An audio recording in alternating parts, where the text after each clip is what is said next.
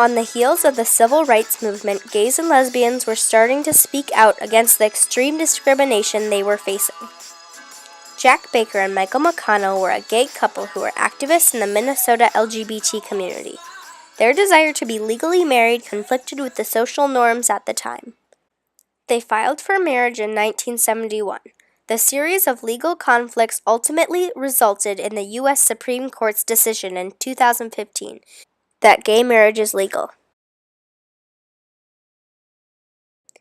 Being openly gay or lesbian in the middle of the 1900s was very difficult. Many people that had conflicting beliefs about gay marriage was because of the strong Christian principles that made some people believe that love and marriage should be between a man and a woman. In 1952, homosexuality was officially listed as a disease by the American Psychiatric Association. In some places, if you were caught having a romantic relationship with a person of the same gender, your name and other personal information would be published in the newspaper. You could also be thrown in jail or lose your job. In 1953, President Eisenhower banned homosexuals from federal jobs. Eisenhower took this action, claiming it was a security risk. Tired of discrimination, gays and lesbians started taking action to have their relationships publicly accepted. They held protests and started clubs and centers.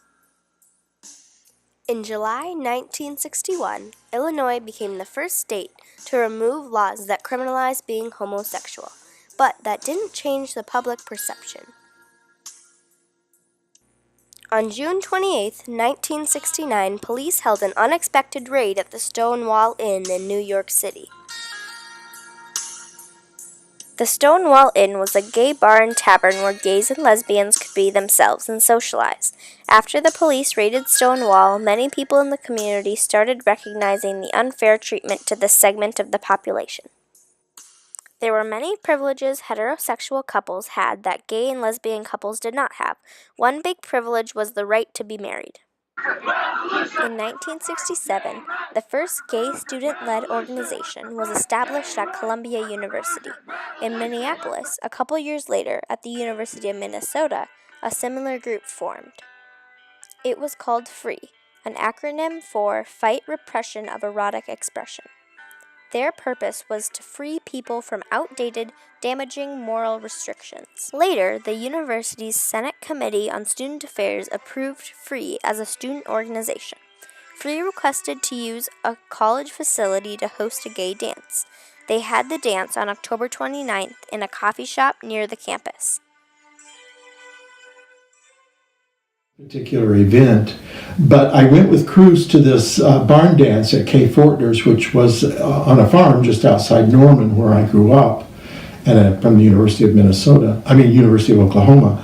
And Cruz had an idea that he wanted me to meet Jack, I think. And at one point he said to me, Michael, I want you to meet this guy over here. So he took me over, and I was kind of rolling my eyes in my head. I thought, oh no, here we go again. He's going to match me up with someone. They fell in love, and a year later, they moved in together in Minneapolis. Baker asked McConnell for a committed relationship. Because when I asked Mike to be my lover, he said that on one condition that we get married and legally, and so I said, well, then it looks like I have to go to law school. Baker enrolled in law school at the University of Minnesota to find a way he and McConnell could be legally married. He discovered that in the Minnesota marriage statute, gender is not specified or mentioned. So, on May 18, 1970, Baker and McConnell went to the Hennepin County Courthouse and applied for a marriage license. They wanted to draw attention to their case, so they notified reporters beforehand. Their application was denied by County Clerk Gerald R. Nelson. They kept trying. Baker and McConnell asked Hennepin County District Court to issue the marriage license.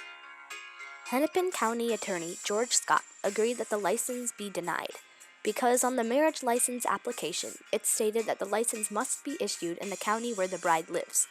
Scott claimed that if a bride wasn't involved, it couldn't be issued. They appealed to the Minnesota Supreme Court. Their case was called Baker v. Nelson.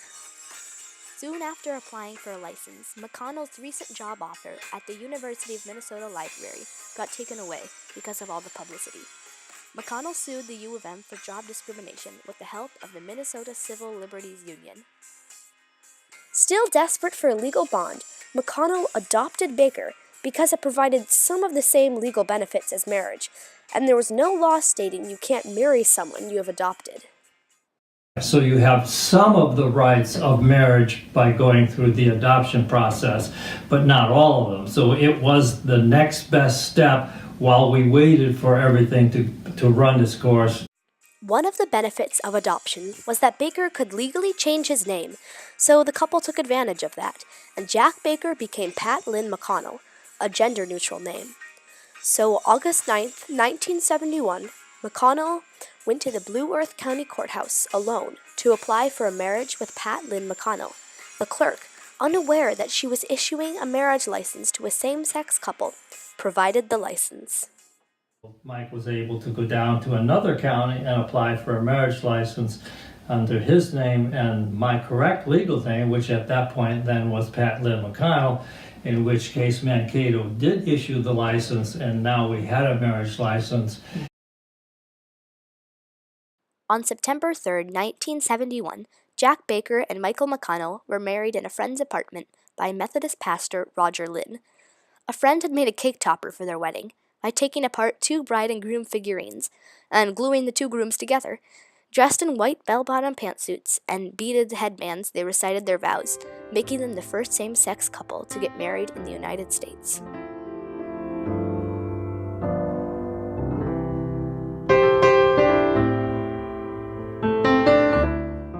Six weeks after their marriage, the Minnesota Supreme Court upheld the Hennepin District Court's decision.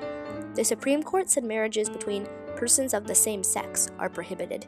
When Jack and Michael appealed to the U.S. Supreme Court, the U.S. Supreme Court denied hearing the case, stating it wasn't a federal issue.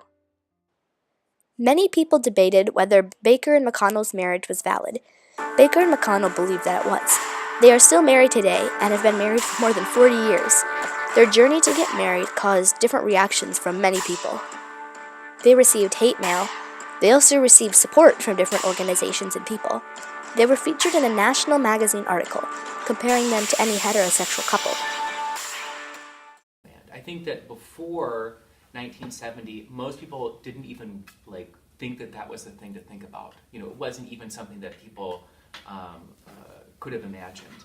And what Baker and McConnell did was convince the LGBT community that it was even something you could dream about. You could dare to dream about this, and you could also demand it. Even if you knew that it probably wasn't going to happen, you could still make the demand because it was the right thing to do.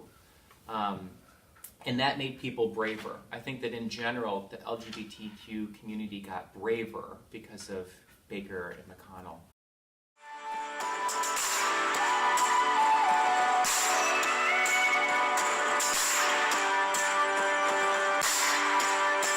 Many members of the religious community strongly believed that gay love and marriage was outright wrong. Lots of campaigns were started to spread these beliefs, one of the most famous ones being the Save Our Children campaign in 1972. Despite the opposition, gay rights advocates remained active throughout the 80s and 90s, pushing for equal access to health care and equal protection under the law. Nearly 33 years after Jack Baker and Michael McConnell were married, Minnesota legalized same-sex marriage on August 1st, 2013. Hundreds of reporters and observers gathered around Governor Mark Dayton as he signed the bill. 2 years later, the United States Supreme Court made it illegal for states to ban same-sex marriage, overruling the Defense of Marriage Act, also known as DOMA, with landmark case Obergefell v. Hodges. There is still plenty of opposition today. In recent news, a baker in Lakewood, Colorado, refused to make a wedding cake for a same-sex couple. He claimed that it was against his religion and the First Amendment guaranteed him the right to exercise his beliefs. The case is still working its way through the courts. Jack and Michael's marriage was very unheard of in their time, but now in Minnesota, there are thousands of same-sex marriages. There were many unfair laws that criminalized gays and lesbians, and they protested by speaking out against them. It impacted life for the LGBT community today. If it takes just a little while, open your